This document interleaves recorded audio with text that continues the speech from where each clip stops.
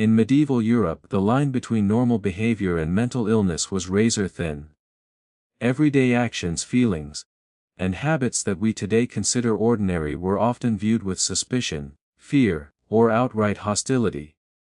The medieval mind understood human behavior not as complex psychology, but as a reflection of the balance or imbalance of the humors, the four bodily fluids believed to govern health, personality, and reason.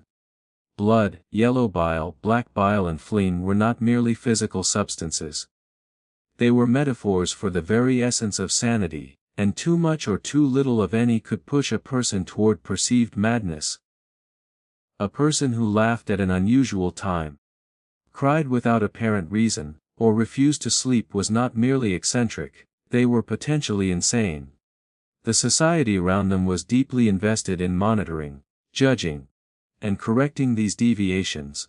The fear of madness was not abstract, it was practical, moral, and spiritual. Madness was contagious in perception, and communities believed that one disturbed individual could threaten social and divine order. Tears were more than an emotional release. They were a visible signal of internal balance. Excessive crying, crying without clear cause, or uncontrolled laughter was considered dangerous. Too many tears were believed to cool the brain, thicken black bile, and drag the mind into melancholia. Laughter without reason suggested unstable humors, excessive blood, or a soul influenced by outside forces. Public reactions were equally harsh. A woman who cried at inappropriate times was suspected of hysteria or moral weakness, and a man who laughed uncontrollably was accused of cowardice or demonic influence. Even children were not spared. Parents and teachers monitored them, correcting excessive emotional expression as early as possible, convinced that failure to conform would mark them for lifelong imbalance. Sleep was no refuge from scrutiny. It was a delicate act of restoration, governed by humors and spiritual considerations. Too much or too little sleep was a sign of mental imbalance. Prolonged slumber suggested that the mind was sinking into melancholia, allowing harmful vapors to rise in the brain and disrupt reason. Insomnia, on the other hand, was associated with mania, spiritual unrest, or overactive humors. Nighttime wakefulness was particularly feared, as darkness itself was believed to harbor spirits, demons, and moral temptation. People who stayed awake thinking or wandering at night were often considered touched by invisible forces.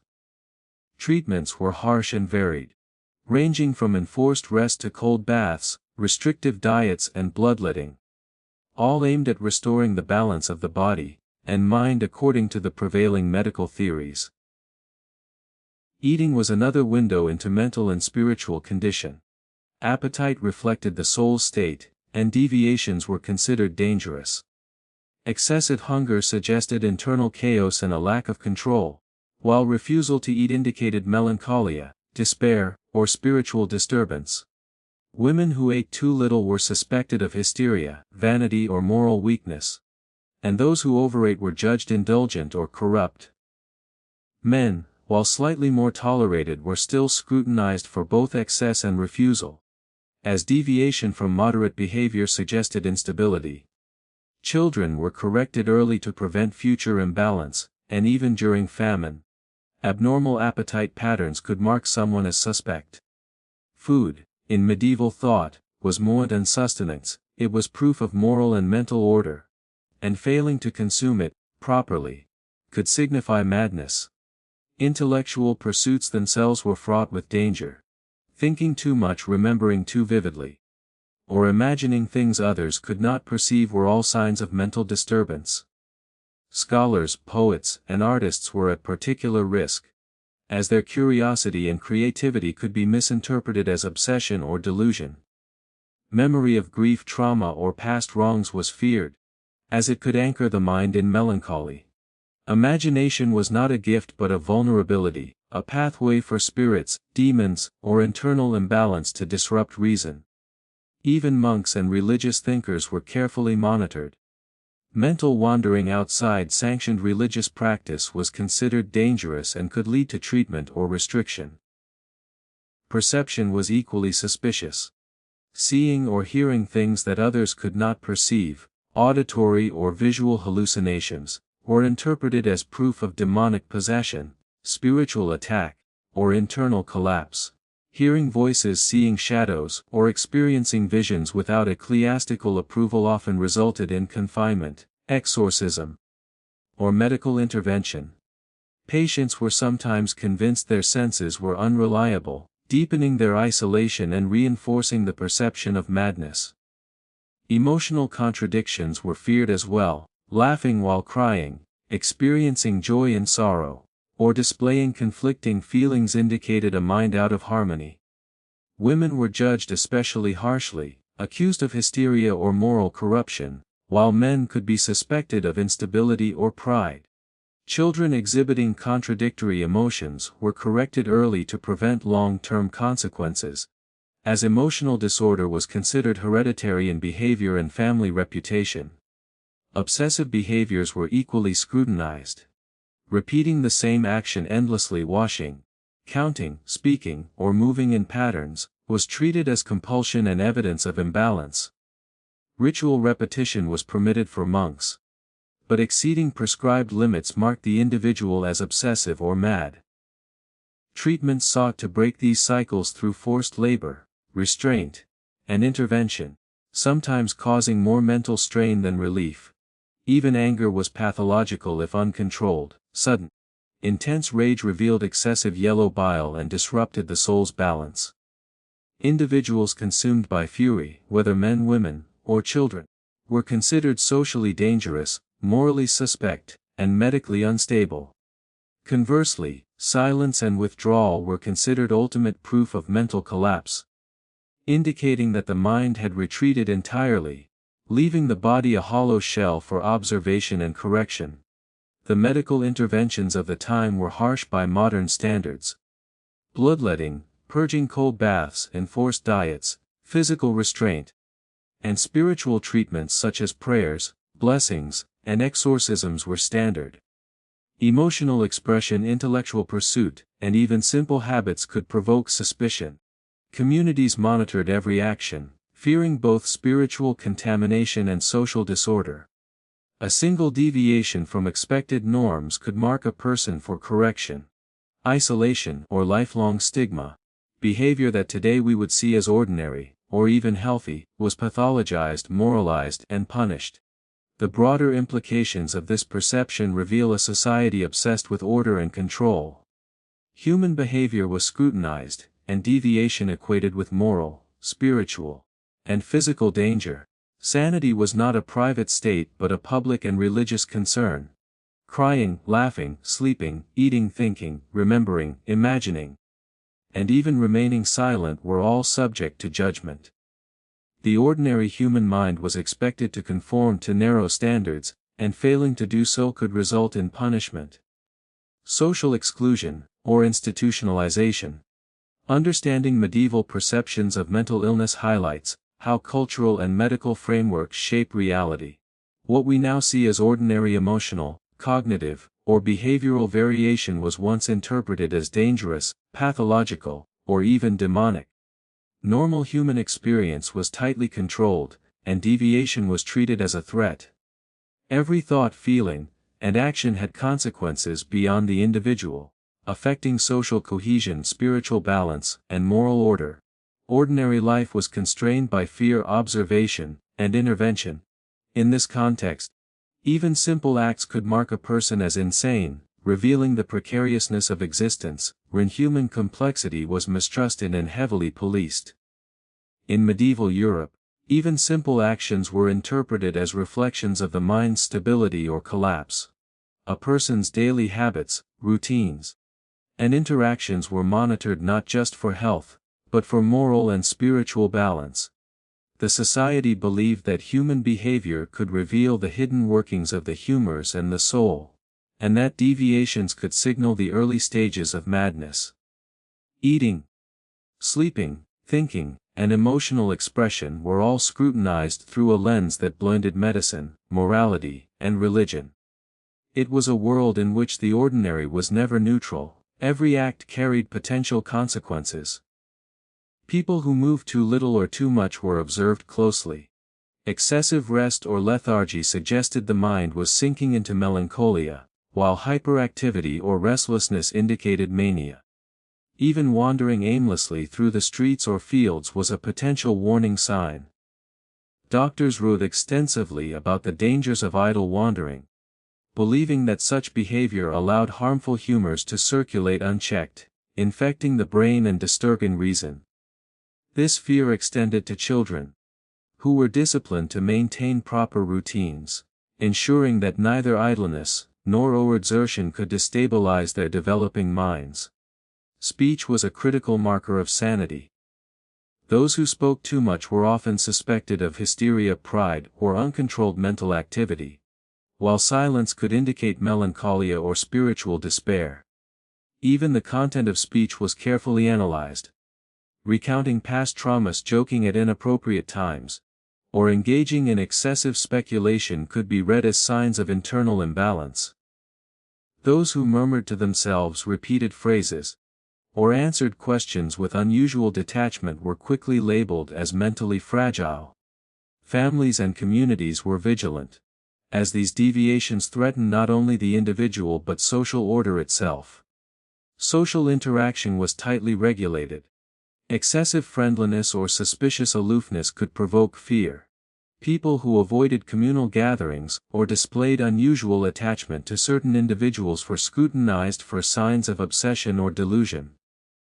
Marriage, friendship, and familial duties were measured against expected behaviors.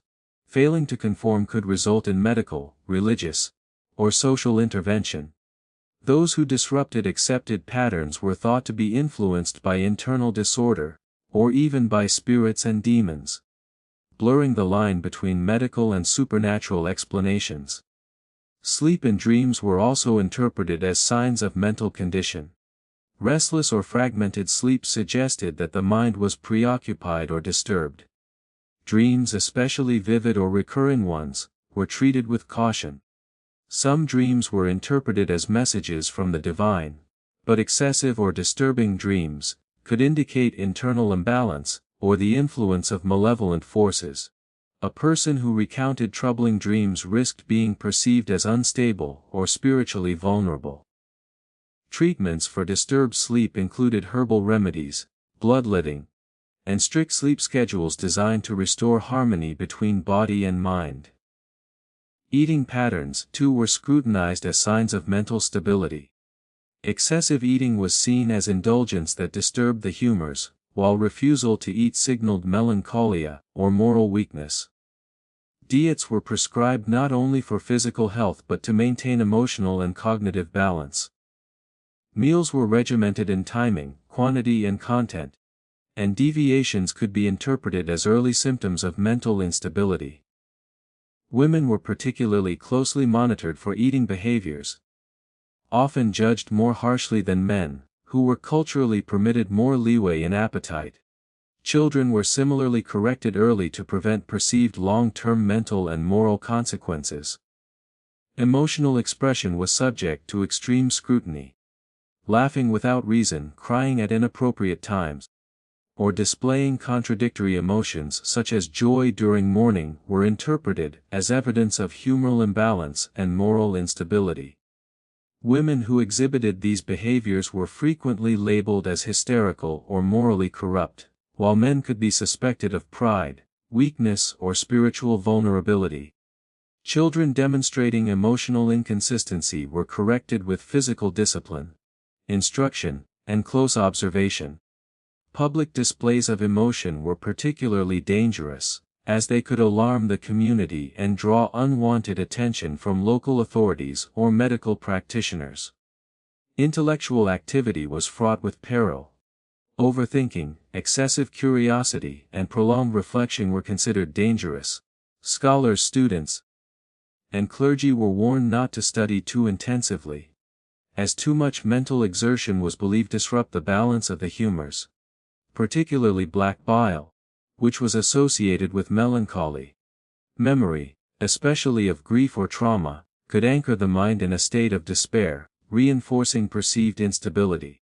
Imagination was viewed with suspicion, Creative or visionary thought might be interpreted as a pathway for demons or internal imbalance. Even seemingly harmless intellectual pursuits were monitored for their potential to provoke disorder. Sensory perception was also closely examined. Hearing voices, seeing shadows, or experiencing unusual sensations could indicate mental disturbance. Auditory and visual anomalies were attributed to humoral imbalance or supernatural influence. Those who reported such experiences were often subjected to interventions ranging from prayer and fasting to more physically invasive treatments. Communities were vigilant, as these deviations threatened both individual sanity and social harmony.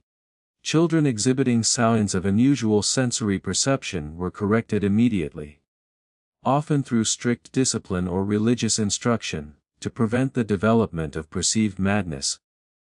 Behavioral patterns, particularly repetition and compulsion, were carefully scrutinized. Performing tasks repeatedly, whether washing, counting, or tracing patterns, was seen as evidence of obsessive or compulsive tendencies. Ritual repetition in religious practice was permitted, but only under strict guidance. Exceeding limits suggested obsession and potential mental collapse. Treatment sought to disrupt these behaviors through labor, restraint, or punitive measures, often intensifying the patient's distress. Obsessive behavior was visible proof that the humors were out of balance, and the mind required intervention. Anger, rage, and aggression were critical indicators of mental state. Uncontrolled outbursts were interpreted as excessive. Yellow bile manifesting in the body and soul. People who expressed sudden rage were considered dangerous to themselves and others. Women's anger was judged especially harshly, often attributed to hysteria or moral weakness, while men's rage was tolerated only when socially justified. Children displaying uncontrolled temper were corrected to prevent long-term instability. Communities feared such individuals, as rage could disrupt social order and provoke further suspicion. Withdrawal and silence were viewed as the final signs of mental collapse. A person who retreated from social interaction, refused to speak, or isolated themselves was considered lost to melancholia or mania. Silence was interpreted as evidence that the mind had retreated entirely into itself, leaving the body as a hollow shell. Isolation and enforced intervention were common responses, as communities and medical practitioners sought to restore communication and social conformity. In medieval society, normal human variation was rarely tolerated. Crying, laughing, sleeping, eating, thinking, imagining, speaking, listening, acting, and even being silent were all subject to judgment. Deviations were medical, moral, and spiritual concerns. The ordinary human mind was expected to conform to narrow behavioral standards, and failure to do so could result in intervention, punishment, or lifelong stigma. Madness was not an abstract concept but a visible, observable, and socially relevant condition, reflected in every action and habit. The broader implications reveal a society obsessed with control and order. Human behavior was continuously monitored, interpreted, and corrected to maintain harmony in body, mind, and community. What we now recognize as normal human variation was once considered a symptom of imbalance. Every habit, emotion, thought, and movement could be pathologized. Children were disciplined early, adults constrained, and women judged more harshly for deviations. Social, spiritual, and medical structures intertwined, creating an environment in which deviation was dangerous and conformity was survival. Understanding this perspective highlights the precariousness of ordinary life in medieval Europe. Every act had significance. Normal human experience was constrained by the fear of madness, spiritual disorder, and moral transgression. People lived under constant observation, both by the medical establishment and by the community. Those who failed to adhere to expected norms risked punishment, isolation, or lifelong suspicion. Human complexity, creativity, and emotional depth were often mistrusted. The ordinary was never safe, and even the smallest deviation could mark an individual as insane. This culture of surveillance and moral scrutiny created a world where the mind itself was a public concern. Crying, laughing, sleeping, eating, thinking, remembering, imagining, speaking, listening, and interacting were all scrutinized. Conformity equated with sanity, and deviation with danger. Individuals had little freedom to act without judgment. Normal behaviors were constantly measured against cultural, spiritual and medical standards, ensuring that the boundaries between sanity and madness were narrow and rigid. In this society, even ordinary existence was perilous, and the mind was never truly private or safe. In medieval Europe, the perception of mental illness extended far beyond obvious symptoms, encompassing the most ordinary aspects of daily life. Communities, families, and medical practitioners were vigilant, constantly observing behavior for signs of imbalance. What we now consider eccentricity, creativity, or personal habit could easily be interpreted as madness. The human mind in its complexity was feared, regulated, and monitored. Every action, thought, or emotion could be pathologized, and deviation from rigid social, moral, or religious norms was treated as a potential threat.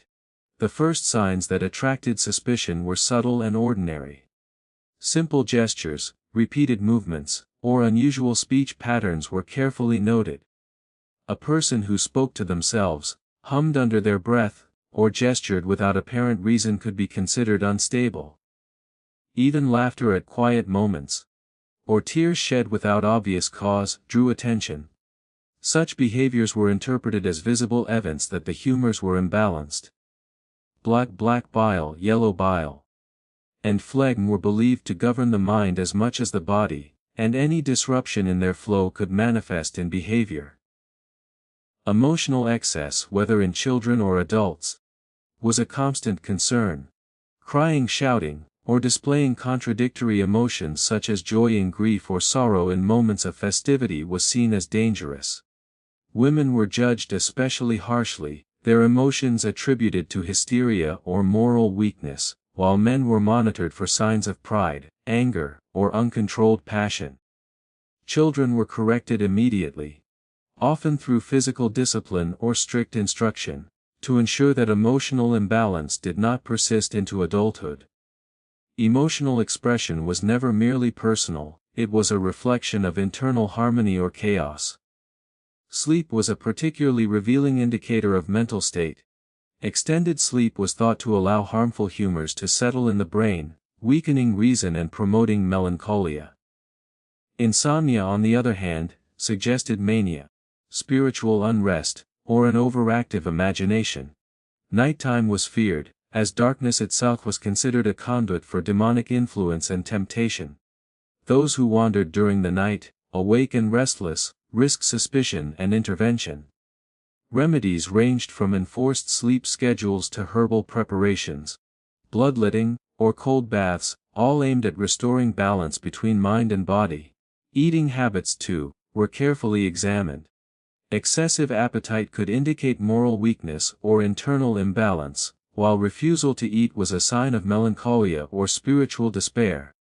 Women were especially scrutinized, as deviations in appetite were often attributed to hysteria or vanity. Men, although granted slightly more leeway, were still subject to observation, particularly if their behavior threatened social expectations of labor, discipline, or moderation. Children were corrected from an early age to prevent long-term imbalance, with strict monitoring of meals, quantity, and timing. The body and mind were considered inseparable, and dietary regulation was seen as essential for both physical and mental health. Intellectual activity carried its own risks. Excessive thinking, reflection, and memorization were believed to disturb the humors and open the mind to imbalance. Scholars, students, and clergy were warned against overexertion of the mind. Memory of grief or trauma was thought to anchor the mind in melancholia, while imagination risked opening pathways for spiritual or demonic influence. Creativity, vision, and curiosity were dangerous. Even reading, writing, or prolonged contemplation could be viewed as unhealthy, if not balanced with religious devotion and social duty. Mental wandering without guidance was considered a precursor to madness. Perception was another area of intense scrutiny. Hearing voices, seeing shadows, or experiencing visions outside accepted religious or social contexts, was considered evidence of mental disorder or spiritual compromise. Patients reporting such experiences were often subjected to interventions ranging from spiritual counsel and prayer to more invasive medical treatments. Communities were deeply invested in controlling the unseen aspects of the mind, as even minor sensory anomalies could threaten social cohesion. Children displaying unusual perception were corrected early, often through strict discipline or religious instruction, to prevent perceived madness from developing. Repetition and ritualized behavior were treated with caution. Performing tasks repeatedly, whether washing, counting, or tracing patterns, suggested obsessive tendencies or early mania. Religious repetition was allowed, but exceeding prescribed limits signaled imbalance. Treatments aimed to interrupt cycles, using labor, restraint, or physical correction. Obsessive behavior was visible proof that the humors were disrupted, and the mind required intervention. Even seemingly harmless habits could become dangerous, demonstrating how tightly social and medical expectations constrained normal human behavior. Anger and sudden rage were equally feared. Uncontrolled outbursts revealed excessive yellow bile, and threatened both the individual and the community. Women's anger was judged harshly, often attributed to hysteria or moral weakness, while men were monitored for unjustified aggression. Children were corrected to prevent long-term instability. Rage in medieval eyes was a visible manifestation of internal chaos. Communities feared those consumed by anger, as their unpredictability disrupted social order and drew suspicion toward their mental state. Withdrawal and silence represented the final stage of perceived mental collapse. A person retreating from society, refusing to speak, or isolating themselves entirely was considered lost to melancholia or mania. Silence was evidence that the mind had retreated into itself, leaving the body a hollow shell. Intervention, whether social, religious, or medical, was immediate. Families and communities sought to restore communication and conformity, often with force. Isolation and inattention to social expectation were seen as ultimate proof of mental instability, and the silent individual became a visible warning to others about the dangers of deviation. Daily life in medieval Europe was permeated by this constant observation and moralized interpretation of behavior. Normal human variation was not tolerated. Crying, laughing, sleeping, eating, thinking, imagining, speaking, listening, acting, and even being silent were all subject to scrutiny. Communities, families, and medical practitioners were vigilant, interpreting deviation as a sign of internal and spiritual imbalance. Failure to conform could result in intervention, punishment, or lifelong stigma. Ordinary human behavior was pathologized, moralized, and controlled, reflecting a worldview obsessed with order and conformity. The societal obsession with conformity created a precarious environment. Every habit, emotion, thought, every interaction carried potential consequences.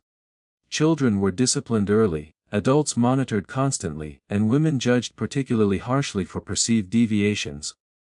Social, religious, and medical systems were intertwined, creating a network of control in which personal freedom and individuality were constrained. The mind itself became a public concern. Observed for signs of imbalance, guided, corrected, and often punished. Ordinary behaviors, even those today considered harmless, were potential evidence of instability. Understanding these practices reveals the intensity with which medieval society feared the mind's complexity. Every gesture, word, thought, or habit could be interpreted as a warning sign. Normal human experience was not neutral but potentially dangerous. The ordinary was never safe, and deviation, however minor, could mark someone as insane. Human behavior was constrained not just by personal choice but by cultural, moral, and medical expectation.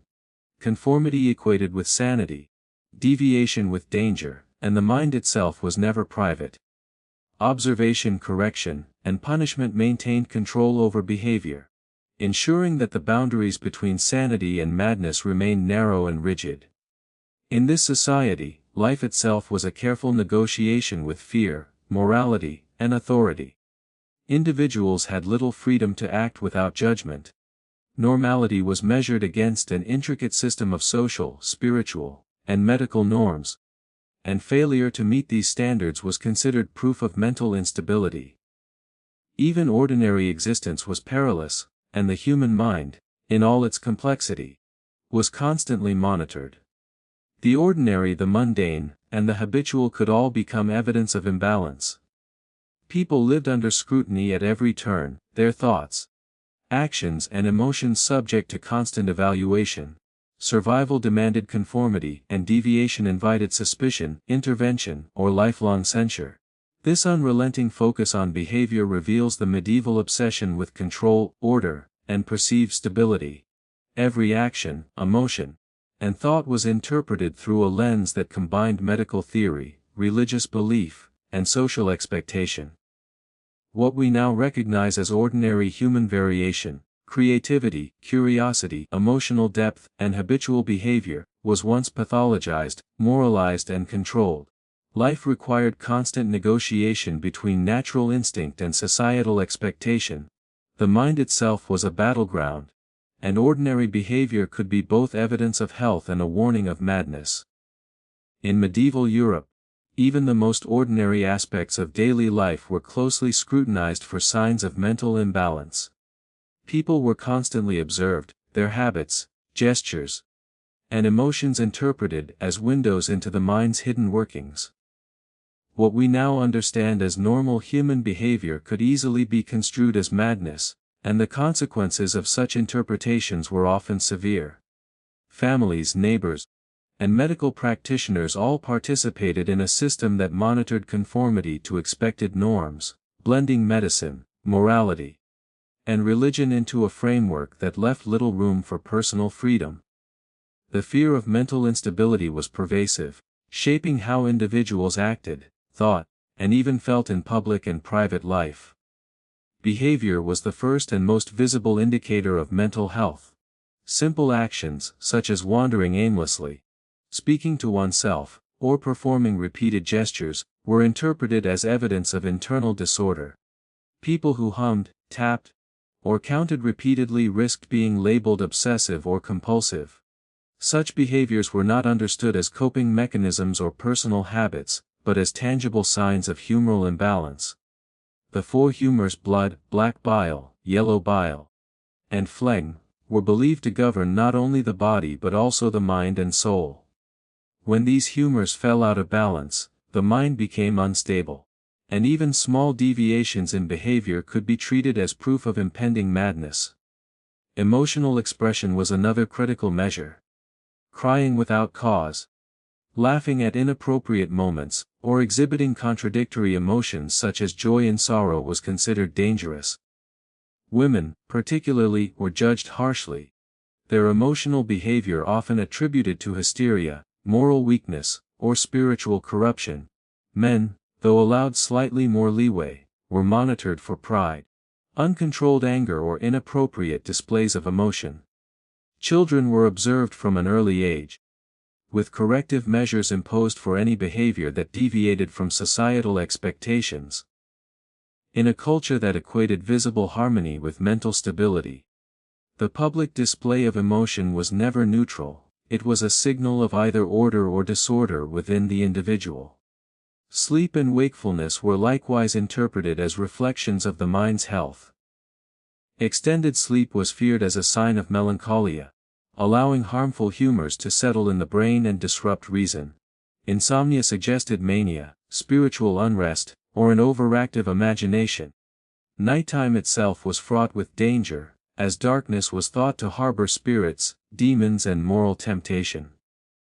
Those who wandered at night awake and restless risked intervention from family, neighbors, or medical practitioners. Treatments ranged from regulated sleep schedules to herbal remedies, bloodletting, and cold baths, all intended to restore balance between body and mind. sleep was never merely rest, it was a measured act of maintaining mental and spiritual order. Eating habits were another significant area of scrutiny. Excessive consumption was seen as indulgence and a disruption of humoral balance, while refusal to eat indicated melancholia, despair, or spiritual disorder.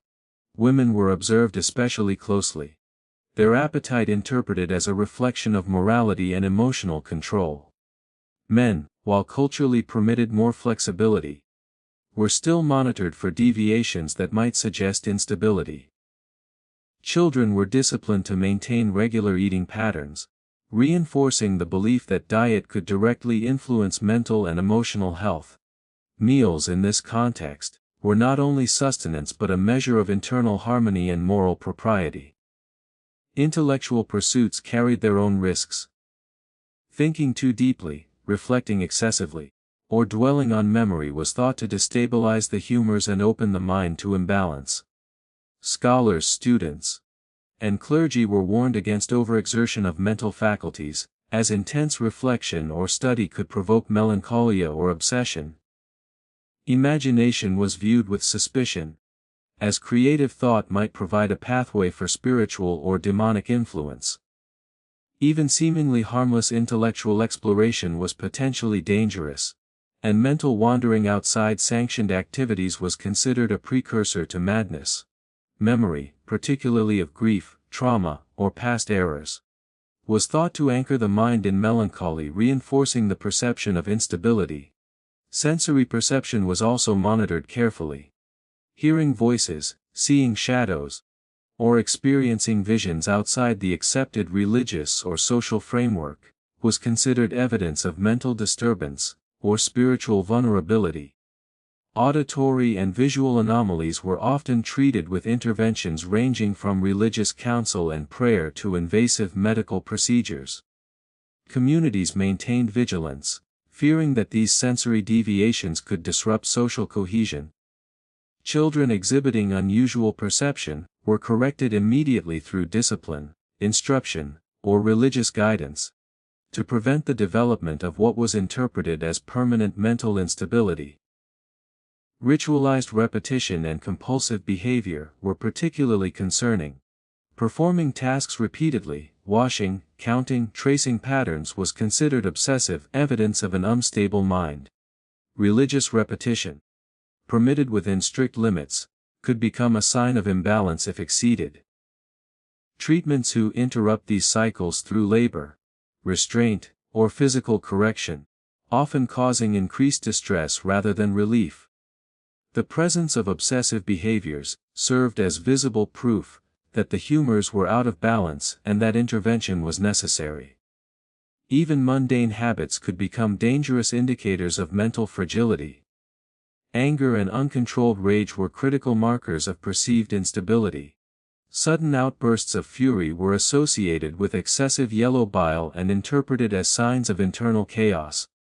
Women displaying anger were often labeled hysterical or morally weak, while men's aggression was tolerated only if justified socially. Children were corrected for displays of temper to prevent long-term instability. Rage was a visible manifestation of the body and mind in conflict, threatening both the individual and the surrounding community. Such behavior was feared could disrupt social order and attract suspicion from neighbors, family, or medical authorities. Withdrawal and silence were considered the final signs of mental collapse. Retreat from society, refusal to speak, or isolation were interpreted as complete mental disengagement. Silence indicated that the mind had retreated entirely, leaving the body hollow and observable. Families and communities intervened quickly, employing social, religious, and medical measures to restore communication and conformity. Isolation was dangerous not only to the individual, but to the perception of social order, marking the person as both unstable and morally suspect. Daily life in medieval Europe was permeated with surveillance and moralized interpretation of behavior. Normal human variation was rarely tolerated. Crying, laughing, sleeping, eating, thinking, imagining, speaking, listening, and acting were constantly monitored. Deviations were medical, moral and spiritual concerns. The ordinary human mind was expected to conform to narrow behavioral standards, and failure to do so could result in punishment, social exclusion, or lifelong stigma. Madness was visible, feared, and codified, reflected in every gesture, habit, and interaction.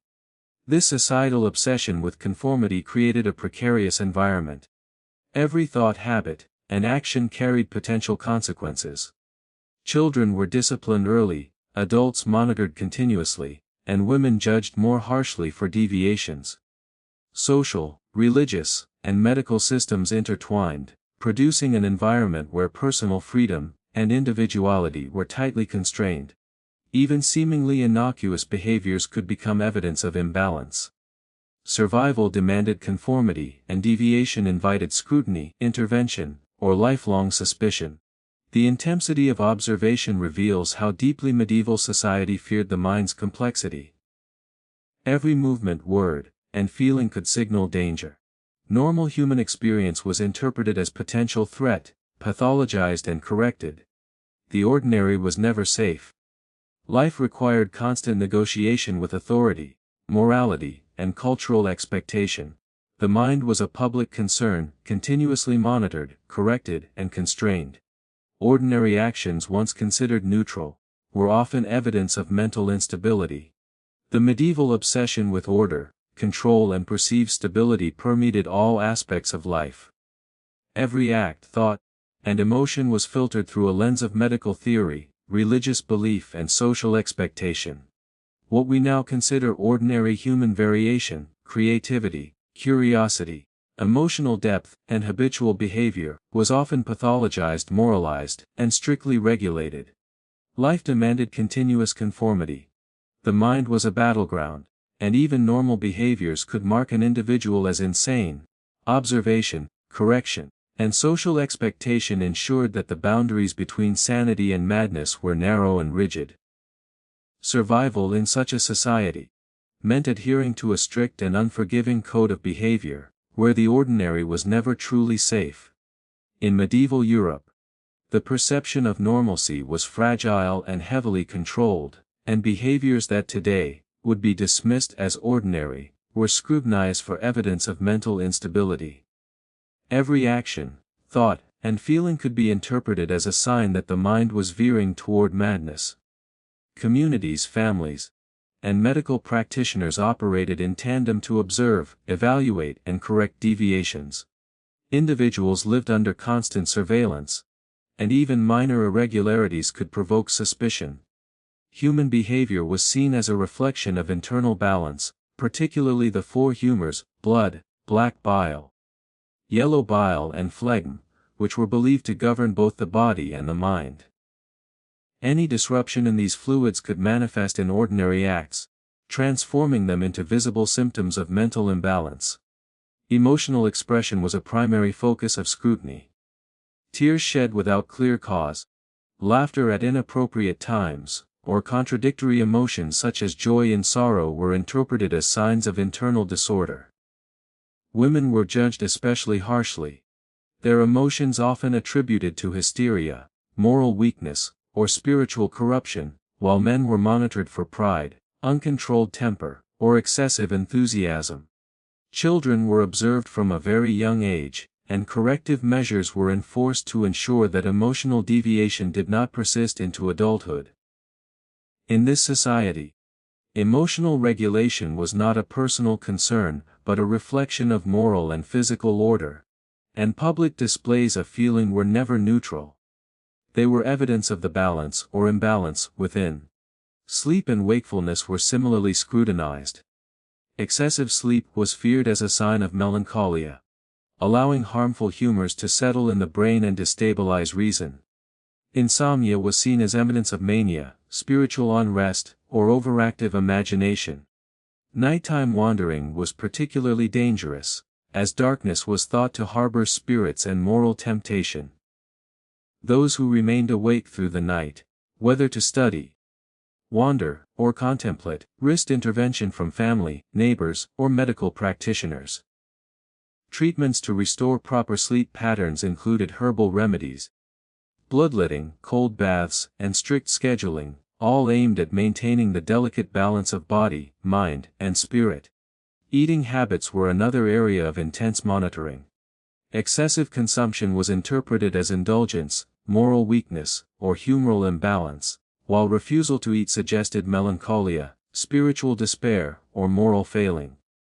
Women's eating habits were closely scrutinized, with deviations often interpreted as signs of hysteria, vanity, or corruption.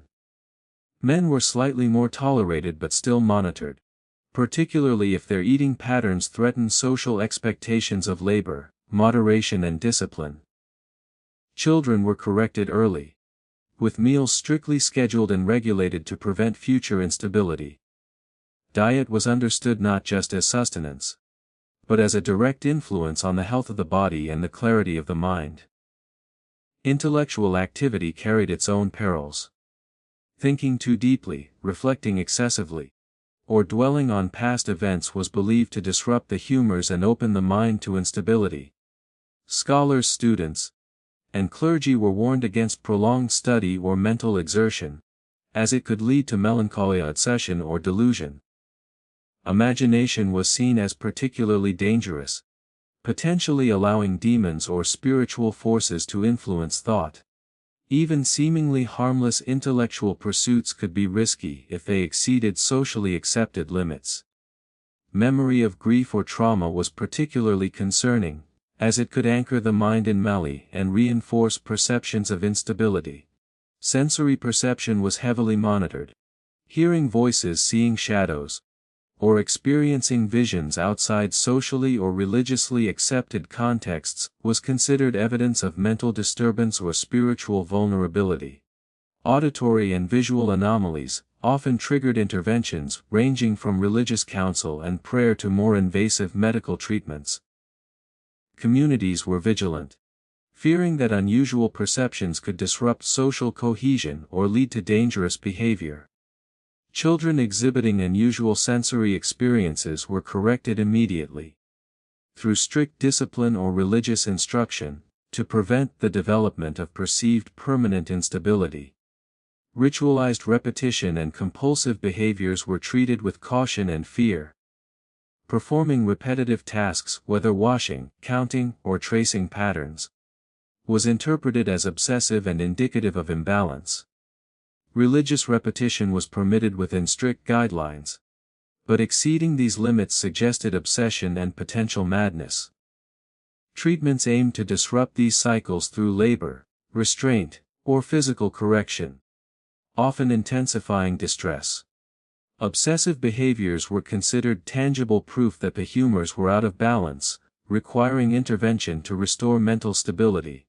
Even minor habitual behaviors could be interpreted as dangerous deviations, illustrating how closely the ordinary was surveilled.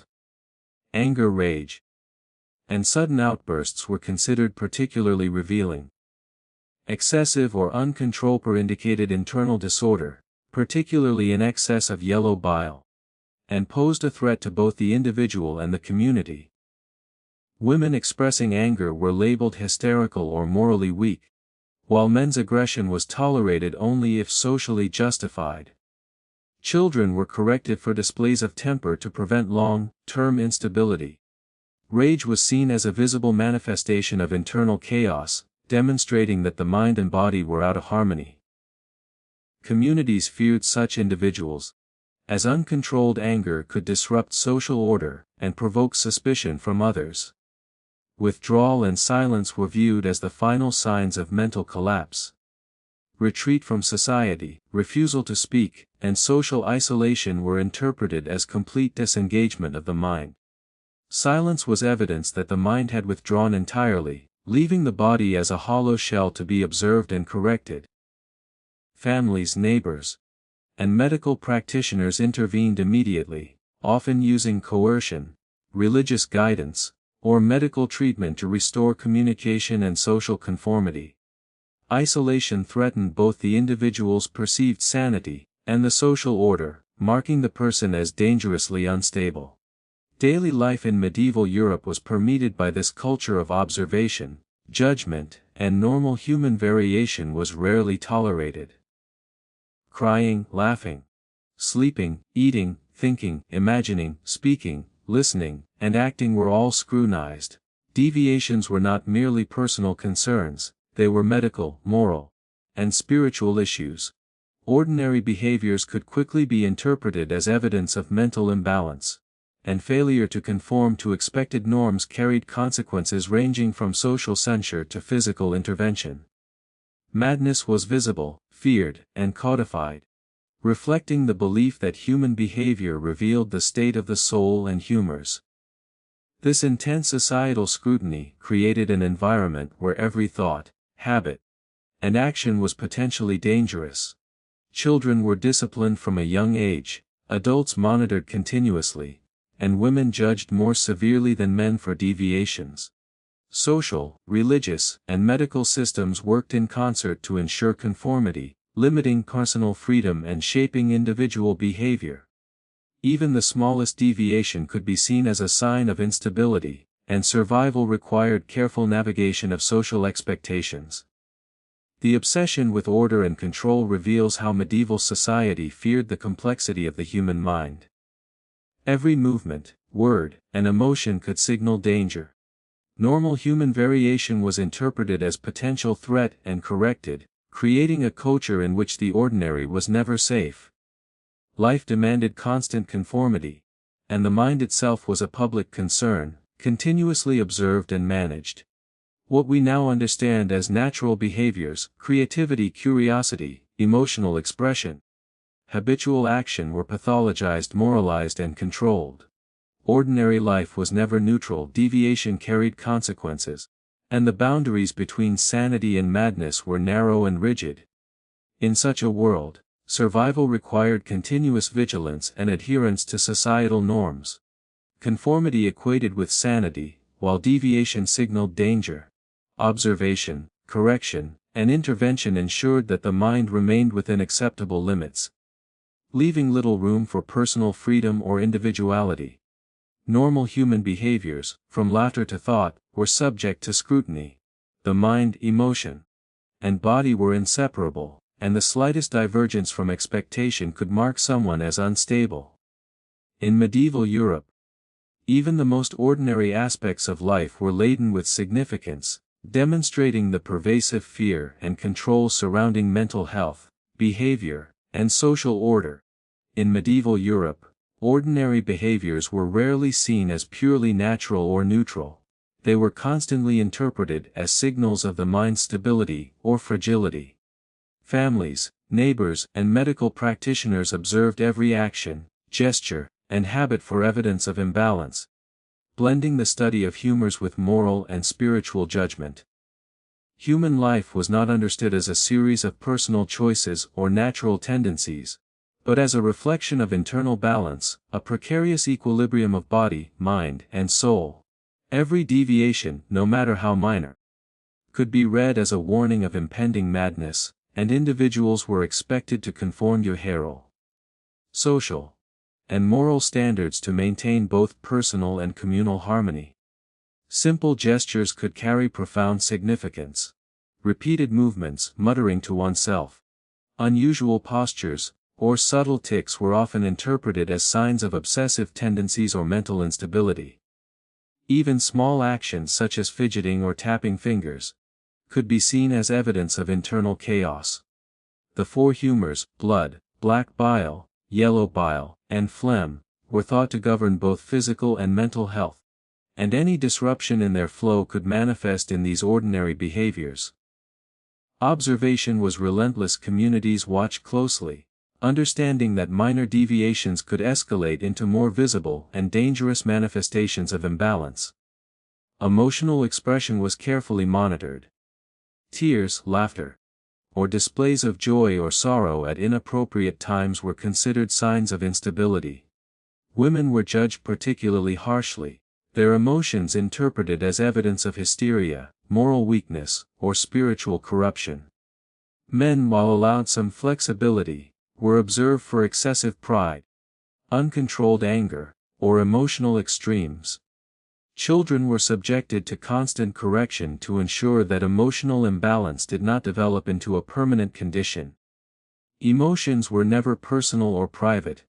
They were public indicators of moral and physical order, and inappropriate expression could provoke intervention or censure. Sleep and wakefulness were essential markers of mental health. Prolonged sleep was feared as a sign of melancholia, allowing harmful humors to accumulate in the brain and weaken reason. Insomnia, on the other hand, indicated mania, spiritual unrest, or excessive mental activity.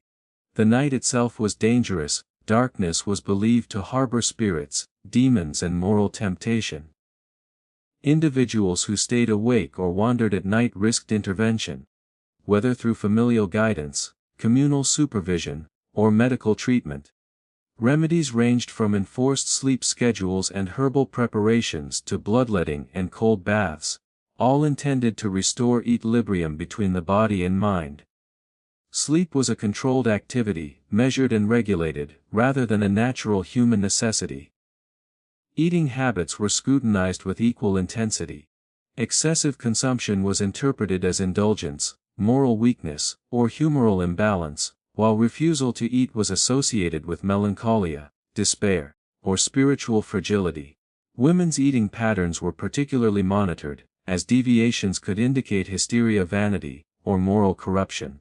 Men, though culturally permitted more latitude, were still observed for signs of deviation.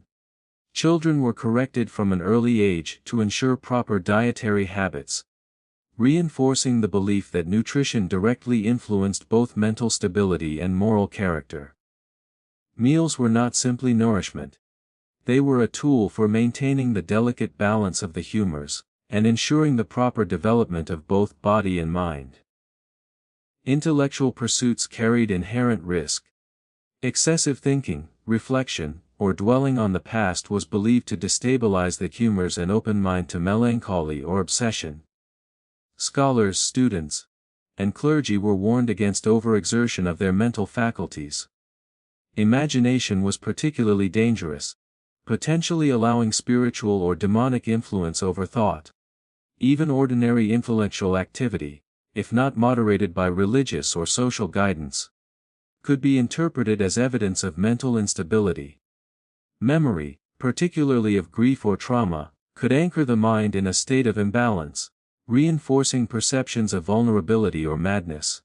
Sensory perception was another domain of scrutiny. Hearing voices, seeing shadows, or experiencing visions outside religious or social sanction was interpreted as a sign of mental disorder or spiritual danger. Such phenomena often resulted in interventions, ranging from spiritual counsel and prayer to medical treatments, including physical restraint or bloodletting. Communities were vigilant, fearing that unusual sensory experiences could disrupt social cohesion or lead to dangerous behaviors. Children exhibiting unusual perception were corrected immediately, through strict discipline or religious instruction, to prevent the development of permanent instability. Repetition and compulsive behaviors were treated as alarming indicators. Performing tasks repeatedly, whether washing, counting, or tracing patterns, was interpreted as obsessive and symptomatic of imbalance. Religious repetition was permitted within strict limits, but exceeding those limits suggested compulsive tendencies and potential mental collapse. Treatments aimed to disrupt these behaviors through labor, restraint, or coercion, often intensifying the individual's distress. Compulsive behavior was tangible evidence that the humors were out of balance, and intervention was necessary to restore stability. Even minor habitual actions could become dangerous markers of mental fragility, showing how ordinary behavior was constantly surveilled. Anger and rage were closely observed.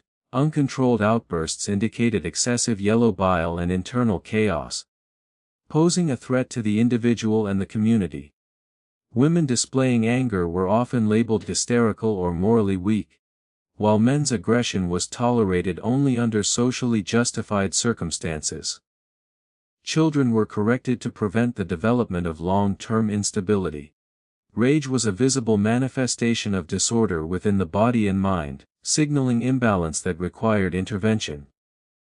Communities feared those consumed by anger, Recognizing that uncontrolled emotion could disrupt social order and provoke suspicion. Withdrawal and silence were viewed as the final, most alarming signs of collapse. Retreat from society, refusal to speak, and social isolation indicated that the mind had disengaged entirely, leaving the body as a hollow shell. Families, neighbors, and medical practitioners intervened quickly, often using coercion, spiritual guidance, or medical treatment to restore communication and conformity. Isolation was considered dangerous not only to the individual, but to social stability, marking the person as both unstable and morally suspect. Silence became a visible indicator of internal chaos, demanding attention and correction. Daily life in medieval Europe was characterized by this relentless observation and moralized interpretation of behavior. Normal human variation was rarely tolerated. Crying, laughing, sleeping, eating, thinking, imagining, speaking, listening, and acting were constantly monitored. Deviations were medical, moral, and spiritual concerns. Ordinary behaviors could be interpreted as evidence of mental imbalance, and failure to conform could result in intervention, punishment, or lifelong stigma. Madness was visible, feared, and codified, permeating every gesture, habit, and interaction. This culture of observation created an environment where every thought, habit, and action carried potential consequences. Children were disciplined early, adults were audited constantly, and women were judged more harshly for deviations than men. Social, religious, and medical systems worked together to ensure conformity, limiting personal freedom and shaping behavior. Even minor deviations could be perceived as dangerous, and survival required careful negotiation of social and moral expectations. The intensity of scrutiny reflects the fear medieval society had of the mind's complexity. Every gesture, word, and emotion was interpreted as potentially threatening. Normal human variation was pathologized and corrected, creating a world where the ordinary was never safe. Life demanded conformity, and the mind itself was a public concern, continuously monitored, guided, and constrained. What we now recognize as natural behaviors, curiosity, creativity, emotional depth, and habitual actions, were often considered evidence of imbalance. Ordinary life was never neutral, and deviation could carry severe consequences. Medieval society's obsession with control, order, and perceived stability affected every aspect of existence. Every act, thought, and emotion was filtered through the lens of medical theory, spiritual belief, and social expectation. What we consider ordinary human behavior, emotion, thought, habitual actions was pathologized, moralized, and regulated. Individuals had little personal freedom, and deviation from norms could mark someone as insane. Observation, correction, and social expectation ensured that the boundaries between sanity and madness were narrow and rigid. Survival required conformity, and even the simplest, most ordinary behaviors were fraught with peril. In medieval Europe, the observation of ordinary human behavior was constant and unforgiving. Every gesture, habit, and emotion was scrutinized as a reflection of the mind's balance or collapse. Families, neighbors, and medical practitioners formed a network of surveillance, interpreting deviations as evidence of instability. The human mind was not considered private or mysterious, but as a visible manifestation of internal humors, moral character, and spiritual alignment. Every act, from speech to movement, from eating to sleeping, was laden with potential meaning, capable of signaling harmony or disorder. In such a society, the ordinary was never neutral, and even the smallest irregularity could provoke intervention or censure. Movement was among the most closely observed aspects of daily life. Excessive rest or idleness was feared as a sign of melancholia, allowing harmful humors to settle in the brain and disrupt reason. Conversely, hyperactivity or restless wandering suggested mania or spiritual unrest. Children were particularly monitored, corrected to ensure they neither overexerted themselves nor remained idle for fear of future instability. Adults, too, were expected to maintain moderate patterns of movement. Aimless wandering, excessive pacing, or even unusual postures could be read as evidence of obsessive or compulsive tendencies, marking the individual as potentially unstable in the eyes of the community. Speech was equally significant. Speaking excessively, muttering under one's breath, or repeating words could be interpreted as a sign of obsessive mental activity or instability. Silence, conversely, was associated with melancholia or spiritual retreat. The content of speech mattered as much as quantity, recounting past griefs, joking inappropriately, or expressing thoughts outside socially accepted norms could provoke concern. Women were particularly scrutinized for emotional speech, which was often pathologized as hysteria or moral weakness. Men, while permitted some latitude, were observed for signs of pride, aggression, or uncontrolled intellectual activity.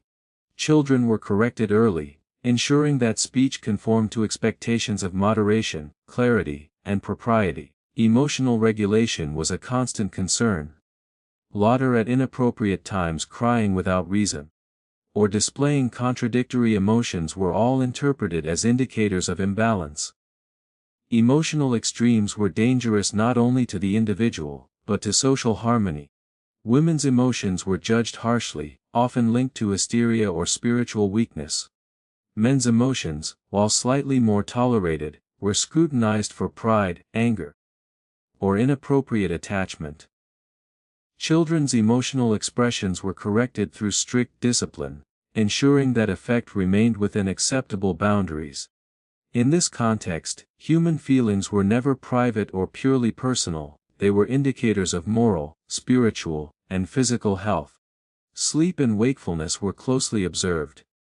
Excessive sleep was feared as a sign of melancholia, allowing harmful humors to accumulate and weaken the mind. Insomnia suggested mania, spiritual unrest, or excessive mental activity. Nighttime itself was a dangerous space, believed to harbor spirits, demons, and moral temptations.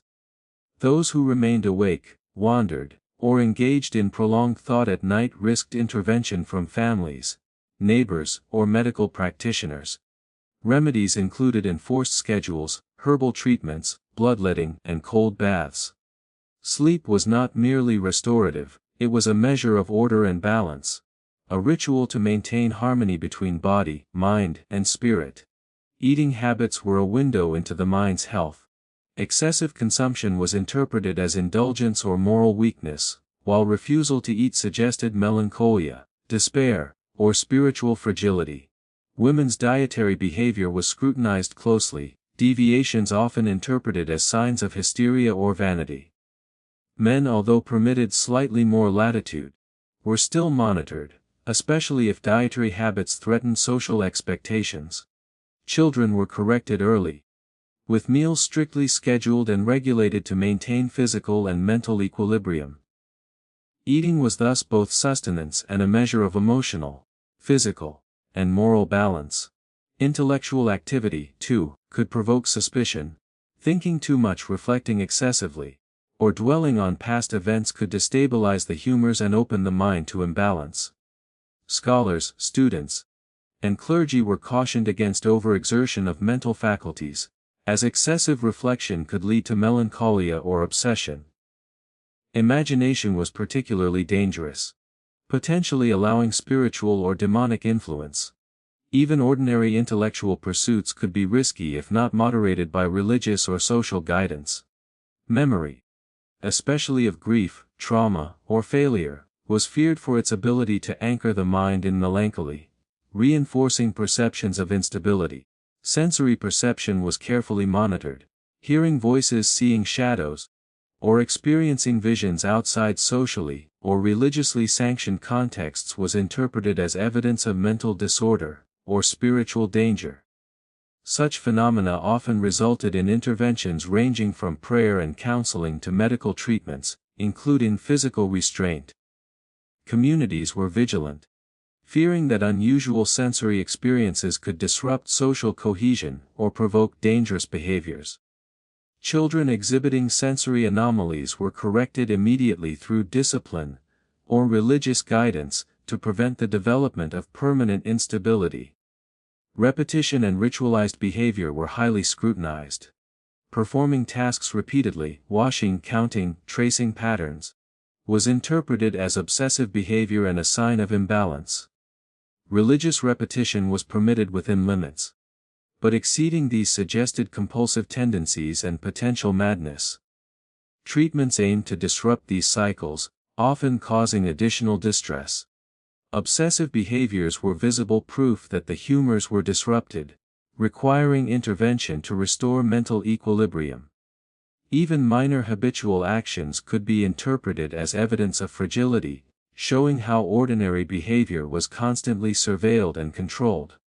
Anger and sudden rage were critical markers of instability. Excessive outbursts revealed excessive yellow bile and internal disorder, threatening both the individual and the surrounding community. Women displaying anger were often labeled hysterical, or morally weak, while men's aggression was tolerated only if socially justified. Children were corrected for temper to prevent long-term instability. Rage, visible and tangible, was a manifestation of internal chaos, demanding immediate intervention. Communities feared those consumed by anger, recognizing that uncontrolled emotion could disrupt social order and provoke suspicion. Withdrawal and silence were the final signs of perceived collapse. Retreat from society, refusal to speak, and prolonged isolation indicated that the mind had disengaged entirely, leaving the body as a hollow shell.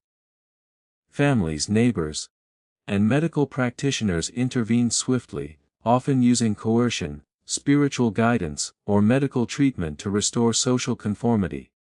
Isolation threatened social stability as well as individual sanity, marking the person as both unstable and morally suspect. Silence was visible proof of internal chaos, demanding attention and correction. Daily life in medieval Europe was shaped by this relentless surveillance. Normal human variation was rarely tolerated. Crying, laughing, sleeping, eating, thinking, imagining, speaking, listening, and acting were all subject to scrutiny. Deviations were medical, moral, and spiritual concerns. Ordinary behaviors could be interpreted as evidence of mental imbalance, and failure to conform could lead to intervention, punishment, or lifelong stigma. Madness was visible, feared, and codified, shaping every gesture, habit, and interaction. This environment created a society in which every thought, habit, and action carried consequences. Children were disciplined early, adults monitored continuously, and women judged more harshly for deviations. Social, religious, and medical systems worked together to enforce conformity, limiting personal freedom and shaping individual behavior. Minor deviations could be seen as dangerous, requiring correction, and survival demanded careful negotiation of social expectations. The intensity of observation reveals how deeply medieval society feared the mind's complexity. Every gesture, word, and emotion could signal danger, and normal human variation was pathologized and corrected. The ordinary was never safe. The obsession with order, control, and stability permeated all aspects of life. Every act, thought, and emotion was filtered through medical theory, spiritual belief, and social expectation. Behaviors we now consider ordinary, creativity, curiosity, emotional depth, habitual actions, were pathologized, moralized, and controlled. Individuals had little freedom, and deviation from societal norms could mark someone as insane. Observation, correction, and expectation ensured that boundaries between sanity and madness remained narrow and rigid. Even the simplest behaviors were fraught with peril, and the mind was never truly private or safe.